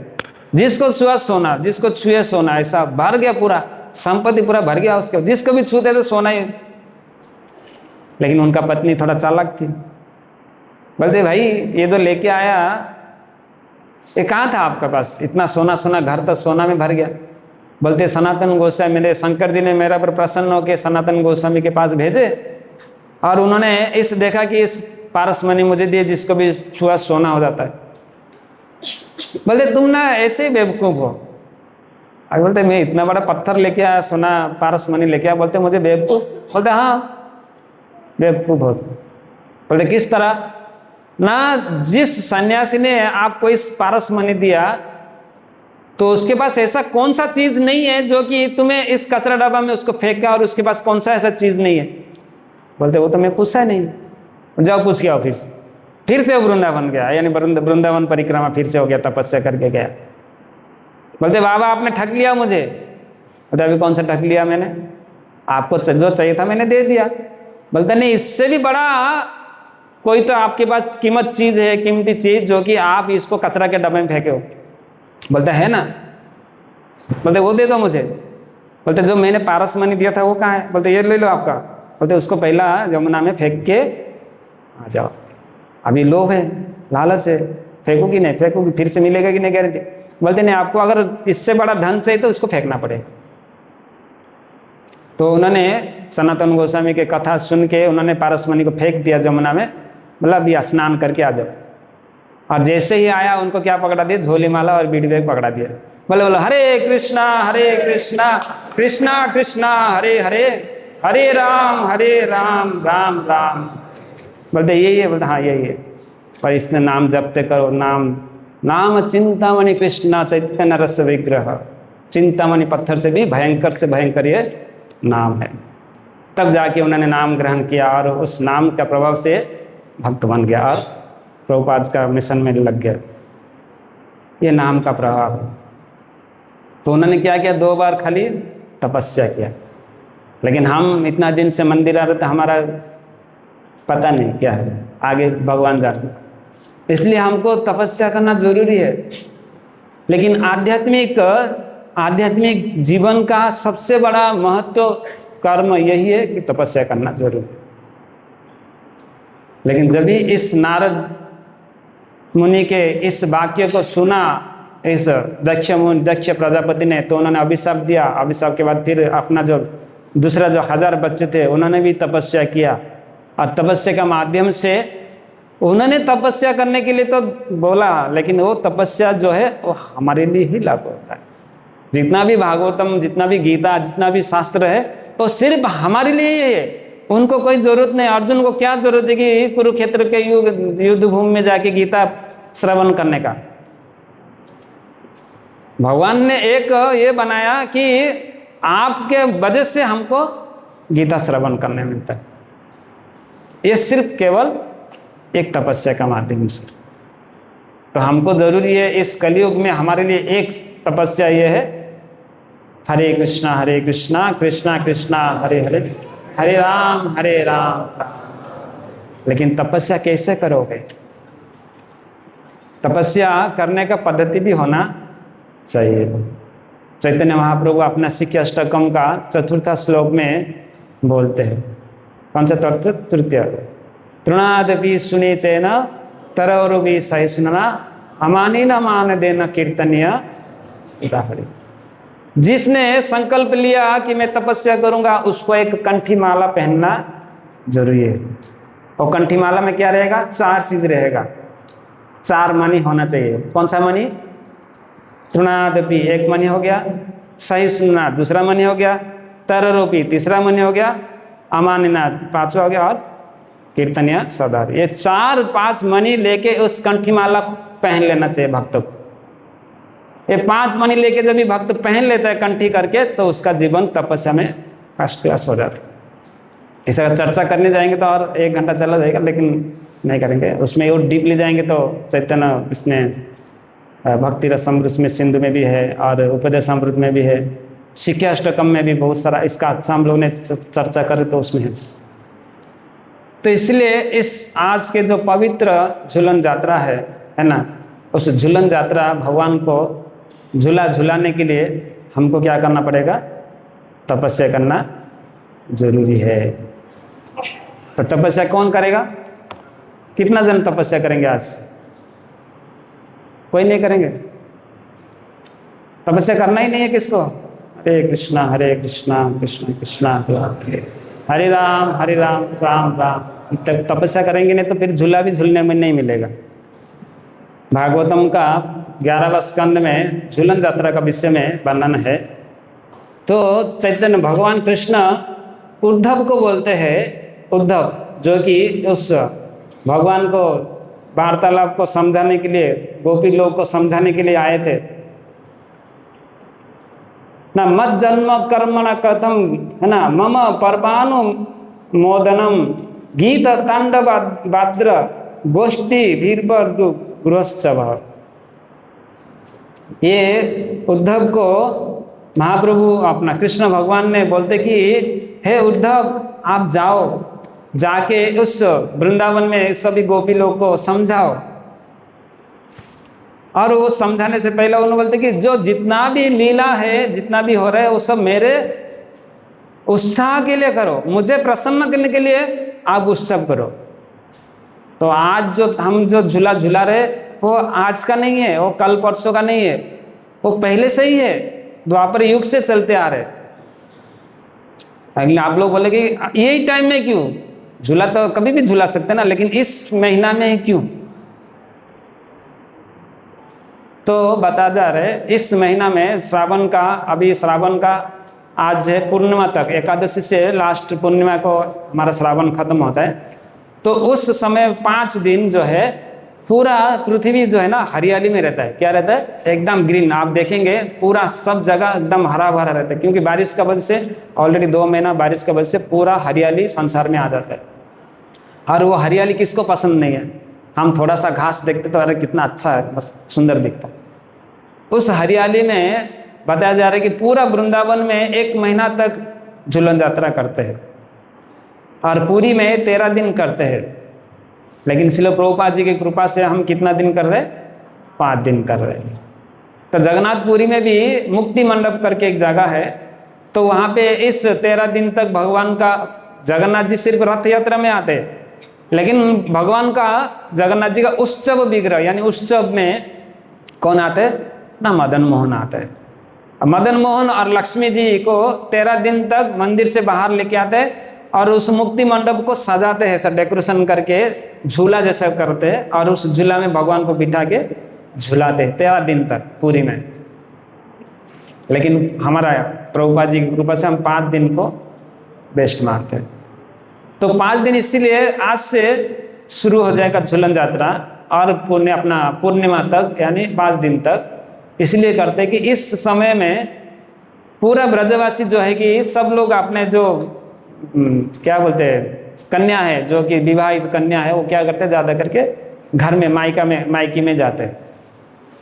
एक दिन की बात है द्वापर युग में, तो भगवान राधा रानी सोची कि अभी वृषभानु के अपना जितना भी मेरे सखी है, मेरा मित्र है, सब गाँव जा रहे हैं, लेकिन मेरा माता पिता कितना ये है कि निष्ठुर है कि मुझे बुलाते ही नहीं है। दुखी में पीड़ित होके उन्होंने एक गांव वालों को बोलते थोड़ा आप मेरा माता पिता को जाके बोलिए ना कि मुझे भी अपना मायके में बुलाए। तो इस मैसेज को लेके उस व्यक्ति ने जाता है और वृषभानु और कीर्तनानंद को बोलते हैं कि महाराज वृषभानु, आपके बेटी जो है ना बहुत दुखित है ना, किस लिए ना, वो व्याकुल है कि आपके घर में मायका में आने के लिए, थोड़ा किसको भेजो किसको। तो उन्होंने वृषभानु राजा और डिसाइड करते कि राधा रानी का भाई कौन है, श्रीदामा को भेजे और साथ में क्या के बहुत सारा अलंकार लेके, ज्वेलरी लेके भेजते है ना। तो जैसे ही पहुंचते हैं राधा रानी के घर में अपना भाई, तो पहले तो उनका ससुराल में उनका ननंद क्या है कुटिला और उनका सासू माँ क्या है जटिला। जटिला वाले तो हमेशा झगड़ते रहने का, कुटिला वाले तो कूटनीति यानी हमेशा ईर्ष्या करती है राधा रानी के पर, कुछ ना कुछ गड़बड़ करती है। तो पूछा भाई ये क्यों आया भाई, तू क्यों आया? नहीं, सब लोग गाँव जा रहे हैं अपना बेटी को लेके, थोड़ा मैं भी मेरा बहन को गाँव में थोड़ा घुमा के लाता हूँ, आप छोड़ो इनको, अनुमति दो। बोलते नहीं, कदाचित नहीं, आपका बेटी हमारा बहू है, हम नहीं छोड़ेंगे, जब तक हमारा इच्छा है तब तक यहीं रहेंगे, हम नहीं छोड़ेंगे। बोले क्यों नहीं छोड़ोगे? बोलते उधर है ना वो काला सा कृष्णा, उसका वजह से वो नहीं छोड़ेंगे हम। तो प्रार्थना करते हैं, बोलते नहीं कितना भी माथा रगड़ लो हम राधा रानी को छोड़ने वाला नहीं है। तो भक्त चतुर रहते हैं, उनको समझ गया भाई ये जटिला कुटिला को ऐसा नहीं मनाया जाएगा। तो उन्होंने अपना सिंदूक खोलता है, सोना का सिंदूक खोलता है, बोलते देखो इसके अंदर कुछ है। तो जैसे ही ज्वेलरी देखा, अत्यार प्रायश्चित प्रजल्पन्यम, अत्यार शुरू हो गया उनका। भाई लोग भूल गया राधा रानी कौन है, कृष्णा कौन है, सामने कौन है, सोना मोती दिख रहा है। कृष्णा भूली जीव क्या है, भोग वांछा करे निकटस्थ माया तरे झपटिया धरे। कृष्णा को भी भूल गया, राधा रानी को भी भूल गया। अभी क्या दिख रहा है, माया दिख रहा है, चकमक चकमक चकमक दिख रहा है। बोलते ठीक है काम करो, लेके जाओ, लेकिन ज़्यादा दिन मत रखो, 6-7 दिन के लिए लेके जाके फिर से लेके आ जाना। वो संपत्ति दे दिया उनको, बोला कि अभी मैं राधा रानी को लेके जाता हूँ। तो राधा रानी बैलगाड़ी में बैठ के अपने मायके जाती है। और जैसे मायके में जाते हैं तो देखते हैं कि वहाँ पे कृष्णा, उनका सखी खुश हो जाते कि हमारा क्या है, वृषभानु दुलारी नंदन नंदनी अभी आ गई है, वृंदावनेश्वरी आ गई है, अभी हमको और आनंद आएगा। लेकिन राधा रानी को आनंद नहीं आ रहा था। किसके लिए? उनका कृष्णा नहीं है वहाँ पे। तो बड़ा चिंतित थे। बड़ा चिंतित होने के नाते गोपी सोचे कि इस जो चिंता का कारण क्या है। सब बैठ के डिक्शनरी निकाल के सोचे कि इनका अभी करना क्या है, इस कारण क्या है चिंता करने का, राधा रानी को क्या किया जाए कि वो खुश हो जाएगी। तो किसने बोला कि काम करते झूला बनाते हैं, और झूला बना के जब भी राधा रानी को बिठाएंगे ना, वो सब भूल जाएगी और अपना जैसा परिस्थिति पहले थे वैसे आ जाएगी। तो उन्होंने बोला ठीक है झूला बनाया जाए। तो शास्त्रों के हिसाब से बताया जाता है अगर कोई टेंशन में है, कोई अगर ज़्यादा परेशानी में है, उसको झूला में बैठना चाहिए। क्योंकि झूला में बैठेंगे, झूलते रहेंगे, और जैसा मन झूला तो मुख से एक, अगर समझो भक्त नहीं है तो फिल्मी गाना निकलेगा, अगर भक्त है तो क्या निकलेगा, हरे कृष्ण महामंत्र जरूर निकलेगा वहाँ से। तो झूला में बैठते ही राधा रानी कृष्ण का चिंतन शुरू करना शुरू किया। तो नारद मुनि को भगवान बोलते हैं यत्र गायन्ति तद भक्त तस्त तृष्णामि नारद, मेरा भक्त जहाँ मेरा गुणगान करते मैं वहाँ पे उपस्थित हो जाता हूँ। तो राधा रानी ऐसा झूलते झूलते झूलते झूलते उनका माइंड हट गया और कृष्ण चिंतन में लगे। तो ये सखी लोग जो है झूला झूला रहे, तभी भगवान कृष्ण एक रूप बदल करके, दूसरा भेष करके राधा रानी को झुलाने के लिए आ गए पीछे। और उन्होंने बोले कि सखी लोग को बोले कि थोड़ा साइड हट जाओ, अभी मैं झूला, मेरा नंबर है। तो जोर से कृष्णा क्या किया, उस झूला को झूलना शुरू किया जोर जोर से। राधा रानी बोलते बचाओ बचाओ बचाओ बचाओ, बोलते कि इतना जोर से क्यों चिल्ला रहे, कृष्णा बचाओ बचाओ बोलते। तो कृष्णा झूला को पकड़ते सामने खड़े हो जाते। और जैसे ही कृष्ण को भगवान को देखते हैं राधा रानी इतना खुशी होती है, इतना खुशी होता है, उनको जोर से आलिंगन कर देते हैं। तब कृष्ण ने सोच लिया कि मेरा राधा रानी को एक खुशी करने का एक मौका मुझे मिल गया है, इसलिए आज से हमेशा इस साल में इस समय में हमेशा राधा रानी का झूलन यात्रा होना चाहिए। तो भगवान झूला झूलाते हैं। तो आज हमको उस भगवान कृष्ण का लीला में प्रवेश करने को शाम को मिलेगा। कितना लोग जाएंगे लीला में, और जो नहीं जाएगा वो बड़ा दुर्भाग्य की बात है। इसलिए सबसे विनती है इस 5 दिन का झूलन यात्रा में आप आइए और झूला झूलाइए और भगवान का गुणगान करते रहिए। राधे जय जय माधव दयिते, राधे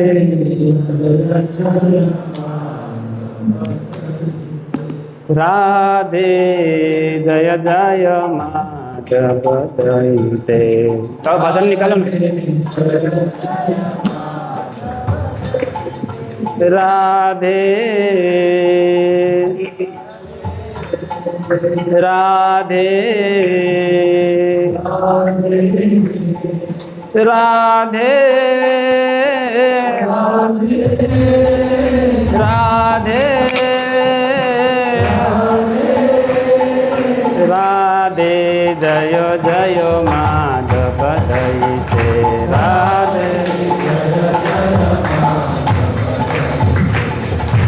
गोकुल तरुणी मंडल धरिते गोकुल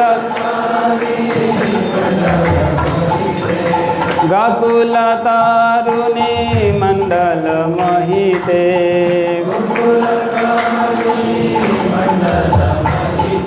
राधे जय जय माधव दैते राधे दामोदर रति वर्जन वेक्षे हरिणी कुष्ठ वृंदा विपिने से दामोदर वर्जन वेक्षे हरिणी कुष्ठ ओ दामोदर रति वर्धन वेक्षे हरिणी कुष्ठ वृंदा विपिने से दामोदर वर्धन वेक्षे हरिणी कुष्ठ वृंदावन राधे जय जय माधव दैते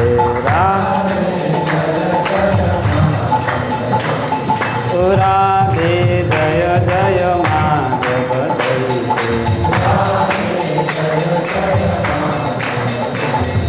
राधे राधे राधे जय जय माधव दैते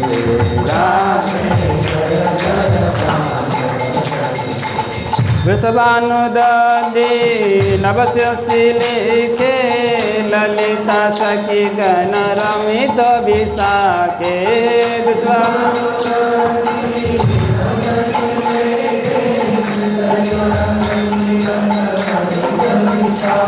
ओ वृषभानुदधि नवस्य लेखे ललिता सखी गण रमित विशाखे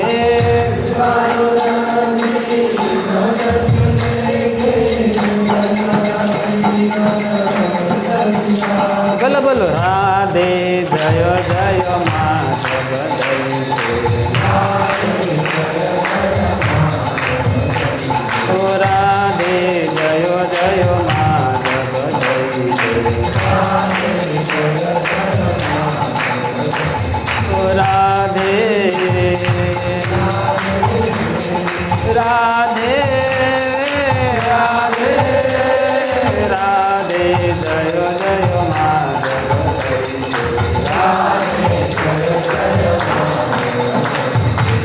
करुणा गुरुमयी करुणा भरिते सनक सनातन वर्णित चरिते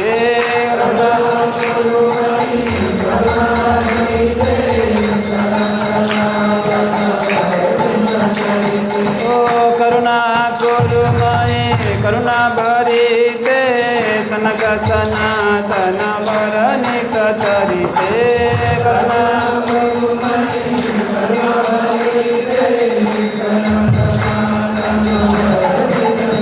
बोलो राधे जय जय माधव दैते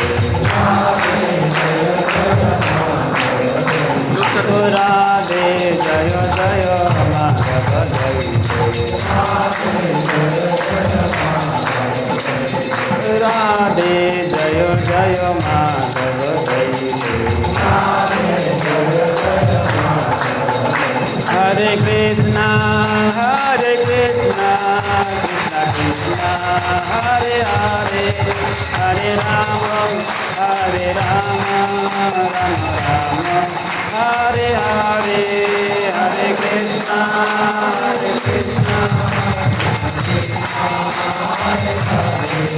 हरे राम राम हरे कृष्णा कृष्णा कृष्णा हरे हरे हरे राम राम राम हरे हरे हरे कृष्णा कृष्णा कृष्णा हरे हरे हरे राम राम राम हरे हरे हरे कृष्णा हरे हरे हरे राम राम राम हरे हरे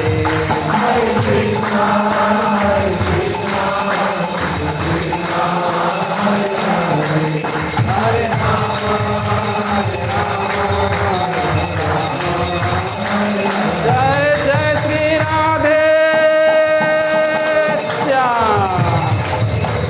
सबको मिले मदन मोहन का धाम। Hare Krishna. No question no answer, क्योंकि टाइम अभाव है और किसको कुछ प्रश्न है तो पूछ सकते बाद में।